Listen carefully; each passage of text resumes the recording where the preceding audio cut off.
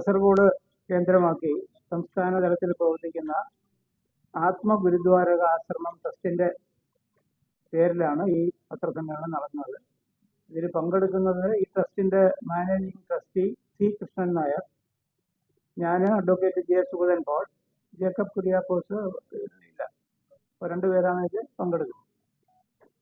അപ്പോൾ ഈ പത്രസമ്മേളനം നടത്തുന്നതിൻ്റെ ഉദ്ദേശം ഈ ട്രസ്റ്റിന്റെ ആഭിമുഖ്യത്തിൽ ഒരു കേരള വികസന യാത്ര, കക്ഷി രാഷ്ട്രീയത്തിന് താല്പര്യങ്ങൾക്ക് ഉപരിയായിട്ട് ഒരു കേരള വികസന യാത്ര നടത്തുകയാണ്.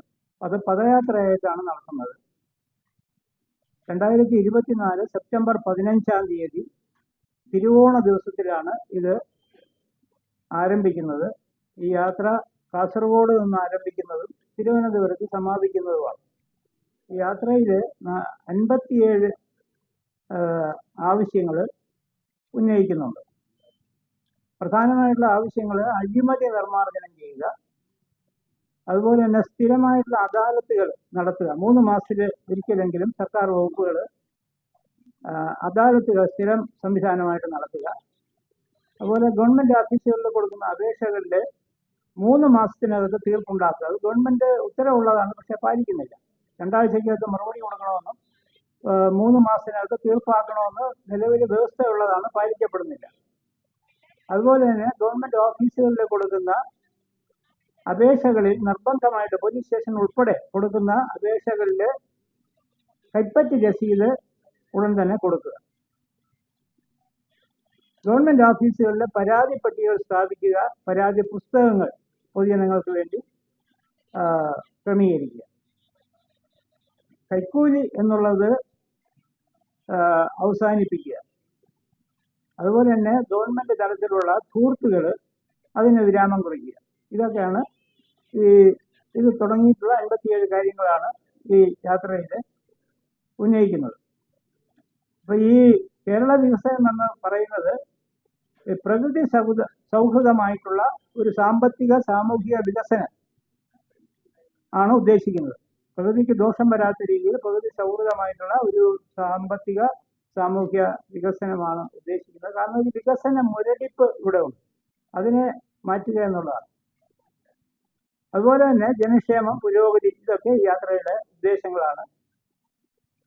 ഈ യാത്രയുടെ ഭാഗമായിട്ട് പൊതുജനങ്ങളിൽ നിന്ന് പരാതികൾ, വിവിധങ്ങളായിട്ടുള്ള വിഷയങ്ങളിലുള്ള പരാതികൾ സ്വീകരിക്കുന്നതും അതിനെ ക്രോഡീകരിച്ചുകൊണ്ട് ബഹുമാനപ്പെട്ട കേരള സർക്കാരിൽ ബന്ധപ്പെട്ട അധികാരികൾക്ക്, ഗവർണറും മുഖ്യമന്ത്രിയും ഒക്കെ ഉൾപ്പെടെയുള്ള മന്ത്രിമാരൊക്കെ ഉൾപ്പെടുന്ന എല്ലാ ഭരണാധികാരികൾക്കും നിവേദനങ്ങൾ നൽകുന്നതാണ്. അതിനുശേഷം ഈ യാത്ര സമാപിച്ചതിന് ശേഷം കേന്ദ്ര സർക്കാരിനും നിവേദനം നൽകുന്നുണ്ട്. അപ്പോൾ സമഗ്രമായിട്ടുള്ള കേരള വികസന ലക്ഷ്യം വെച്ചുകൊണ്ടാണ് ഈ സംരംഭം 2024 സെപ്റ്റംബർ 15 തിരുവോണ ദിവസം കാസർഗോഡ് നിന്ന് ആരംഭിക്കുന്നത്.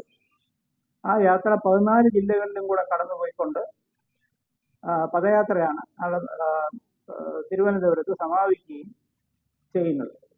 ഇതിന്റെ ഭാഗമായിട്ട് ഒരു ഒപ്പ് ശേഖരണം പൊതുജനങ്ങളിൽ നിന്ന് ചെയ്യുന്നുണ്ട്. ഈ ഡിമാൻഡുകൾ ജനങ്ങളെ ബോധ്യപ്പെടുത്തിക്കൊണ്ട് ഒപ്പ് ശേഖരണം, ഒരു വ്യാപകമായ രീതിയിലുള്ള ഒപ്പ് ശേഖരണം നടത്തിക്കൊണ്ട് ആ ഒപ്പ് ഉൾപ്പെടുന്ന നിവേദനമാണ് ബന്ധപ്പെട്ട ഭരണാധികാരികൾക്ക്, സംസ്ഥാനത്തിലെയും കേന്ദ്രത്തിലെയും ഭരണാധികാരികൾക്ക് കൊടുക്കുന്നത്.